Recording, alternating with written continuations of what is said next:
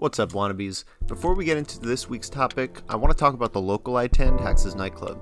Every week I'm going to review my performance, talk about my experiences, and throw some games up as clips. The tournament started with me playing on stream round 1, where I was able to take the game and pull off 2 Seuss tags, which is a shine out of shield turnaround grab. This is by far my favorite tech in the game.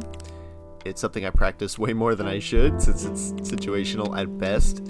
Anyway, my round 2 set I took as well, and after that is where I played Leighton, who is a top 100 contender this year. I actually have a very good record against Leighton, because Puff is my most comfortable matchup, and luckily I was able to win the set 2-1. He actually missed an up throw rest against me, game 3, with 2 stocks to go, and even though it didn't directly lose him the game, he would have been up 2 stocks to 1. I would have got like a small punish. He was at low percent, so I wouldn't have won, really, if I'm being honest. But either way, I'll take it. You know, it's happened before, so what are you gonna do? It's Puff. Speaking of Puff, my next set was against Toussaint, who is my longtime rival. Not a lot of people know this, but Toussaint and I come from the same region. Not just tri-state, but Rockland County. It's a small county north of the city, west of Westchester, and the community there is very tight-knit.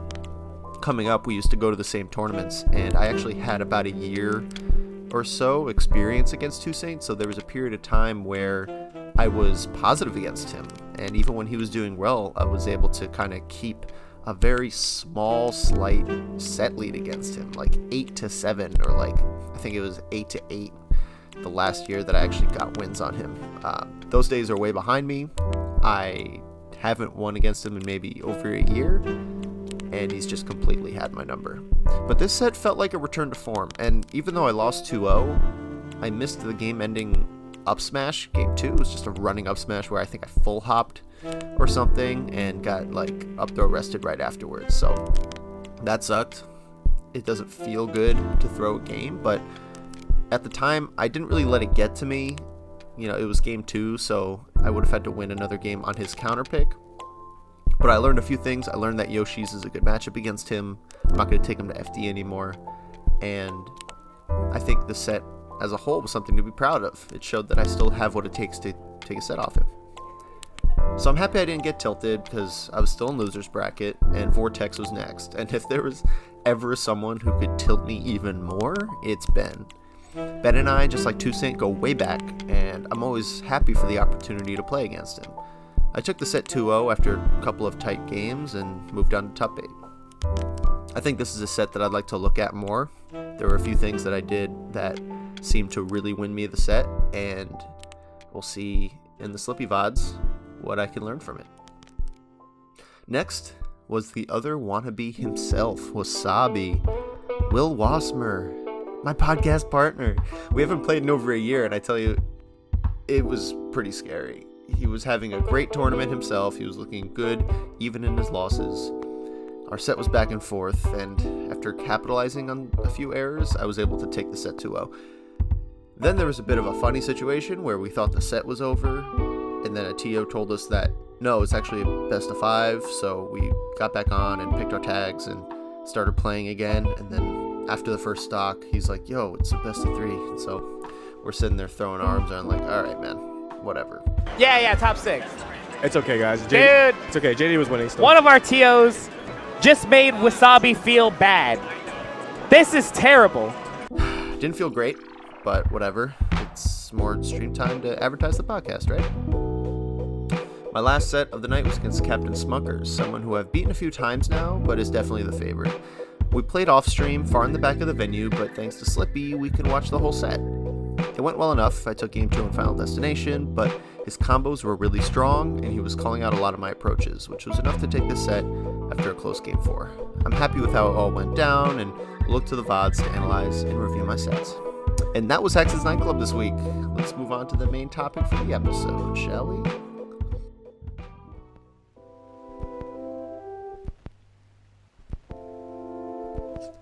You can't just choose to be good at something, especially Melee. Hax once said that Melee isn't really an esport, it's more like a martial art. There's no money, it can't be solved, it's always growing and evolving. I'm inclined to agree with this comparison, and the metaphor coincides with how I already view the game and my methods towards improvement. Let's take a step back and take another look at my goal. Last video I talked about my goals for the series, and as a content creator I guess, but this time I want to talk more about the titular goal of the series, getting voted into the top 100. I wanted to take an opportunity to look at what needs to be done, how I'm going to manage my time, what events I need to go to, all that. Let me break this down into a few chunks. 1. The method for improvement. 2. Strategy for results. So I need to improve as a player while achieving the results needed to get a panel to vote me onto the list. Easier said than done. Let's dive into it. Improving as a player. Improvement is a crazy topic with tons of videos on the subject and endless debate. What are the traits of a top player? How does one improve? What does it take to reach the next level and avoid stagnation? Heavy stuff. For the past year, I've been having weekly conversations with my good friend Wasabi about the topic. What I've learned isn't a specific tip, but rather a macro strategy for improvement. For the sake of this video, and to attempt my first ever acronym, I'm going to call this the Viper method of improvement. Vocalize, internalize, practice, execute, refresh, or refine. Shit, okay. I actually really like this. These steps can be applied to micro or macro strategies. It can be for a certain type of shield pressure or adding more time in my day for tech skill practice. First is vocalize the problem or idea. For example, here's a bit of conversation from the Wannabes pod on December 14th, 2019. Definitely learned from it, which was amazing. Just so many things would come up. The few specifics were the frame data on back air versus neutral air on shield. Oh yeah, we've taught. Yeah, yep. Never explored that before, so that's fascinating. So nair is another 2 frames better than back air on shield. Yep. In terms of safeties. And then weak nair and weak bear have the same frame data on shield. Yeah, but weak nair, the hitbox doesn't shrink after frame 4 versus weak, or not weak, just nair's hitboxes don't shrink versus bear's does. So bear's hitbox is bigger for the first 4 frames. Yeah, it really made me rethink how I do shield pressure and how safe bear is. Yeah, it also makes you think how much more you need to know about the game itself. Okay, so nair is +2 on shield compared to back air. I vocalize the concept and know of its existence. Now I want to internalize, or make sure that I actually understand the concept. When is back air good against shield now? Should I look for shield pokes, or use it for safer shield pressure for max range? How about using both to mix up their shine out of shield timings? The internalizing step is more of an undertone than a stepping stone. I'm still learning and cementing the idea when I go into practice. I'm counting the practice step as any 1v1 friendly session or solo practice. In this case, I'm not going to go into versus mode and start nairing a computer's shield, so the better way to practice is to actually pull this off against another player. Thankfully, New York City is filled with absolute fiends, so I can get a great practice session whenever I want. The next step is execute, or pulling it off in tournament. This is less of a choice than it is a checkpoint. Have I internalized it and practiced this enough to pull it off at Hax's nightclub, the only local that I go to? If I'm not ready to implement a new maneuver and bracket, the players at HNC will surely let me know about it. Since it's a real tournament with more implications than a fest or friendlies, there will be some stronger negative feedback that will push me to practice more, but it's not so important as to completely screw me up. If I execute in tournament, however, the dopamine that goes through my head is completely worth it. The one consistent in my 6 years of playing this game is the absolute rush I get from pulling off new tech in bracket. It's just as exciting as my first wave shine up smash. In this case, okay, nairing shield isn't that big of a deal. But what about ledge dash, JC shine, thunder's combo, heavy punish? Same concept, harder tech. The framework is the same, only the timeline is different. After this is said and done, it's important to constantly refresh the tech and refine its applications. Melee is a martial art, and just like how a karate master would never claim to have perfected a technique after doing it once, a melee master must take the same approach. I need to continue looking for ways to implement new tech, finding out when it's actually appropriate. When is Nair good versus, say, empty land?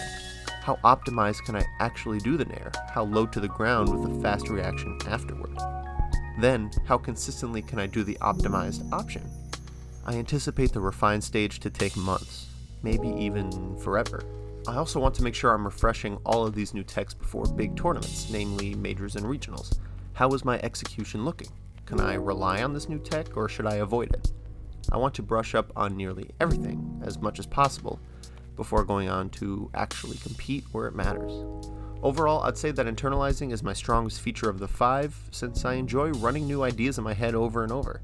I think every player has their own strengths. Some people might really vibe in a single long practice session, while other people could just come up with new ideas all the time. The thing I want to focus on is the sequence of it all, making sure I put in enough practice before trying to execute, and to realize when it's a good idea to fully implement it in my play. Let me know what you think in the comments. There's a good chance Wasabi and I will cover it on our next podcast. There are so many strategies for improvement out there, so this should be taken with a grain of salt.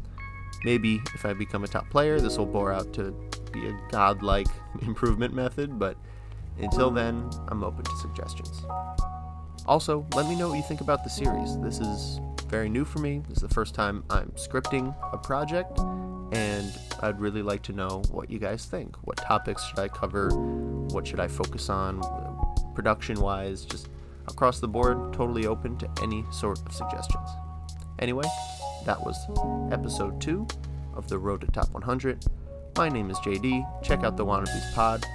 I'll see you guys next time.